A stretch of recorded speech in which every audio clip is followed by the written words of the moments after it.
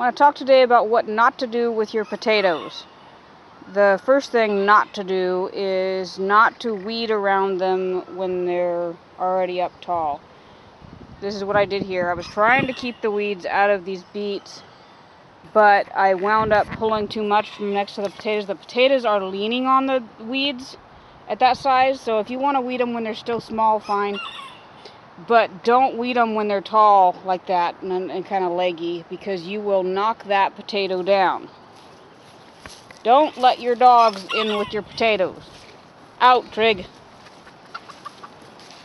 Show you another couple of don'ts. This is why we fenced the garden. The dogs were running through and knocking down all the potatoes.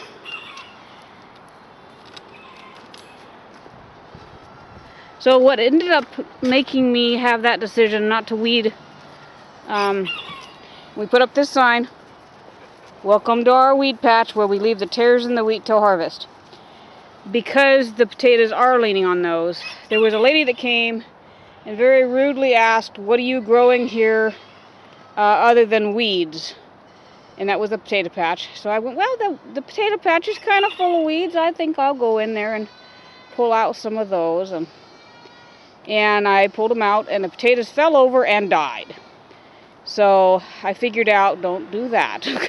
It doesn't look good with the weeds in there. And if it's the wrong kind of weed, like chickweed, where it kind of comes up over the top of the potatoes, it can suffocate them. And of course, if it's too high, it can make them not get enough light and either not produce correctly or die.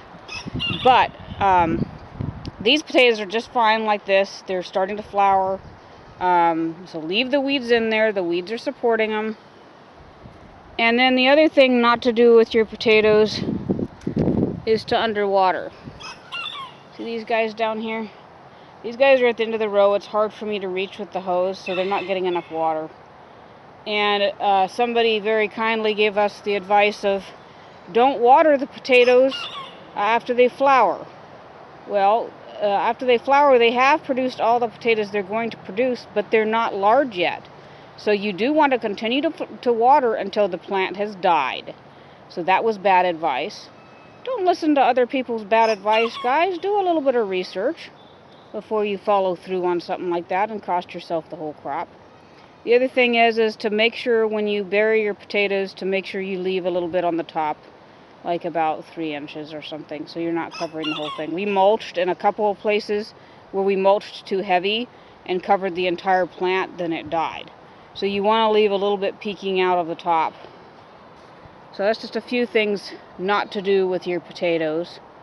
And we want to have a successful crop, and hopefully this year it's going to be good. We've had 3 years bad, so hopefully 1 year good. And the other thing you don't want to do with potatoes is overwater. If you overwater or inconsistently water, then you wind up with hollow heart and deformation. And you don't want that either. So they're supposed to get like 1 inch a week.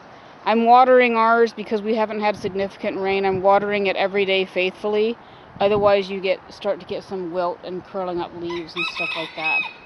And the other thing is, don't harvest too soon. Wait till the plant has died back to harvest. You can harvest new potatoes, and we'll do a different video on that. But don't pull the whole plant out unless you don't want that plant to survive. Don't harvest too soon. Make sure the plant's dead. This has been what not to do with your potatoes. And it's brought to you by much experience doing the wrong things. It's always best to learn from other people's experiences where and when you can, when they did the wrong thing and suffered for it.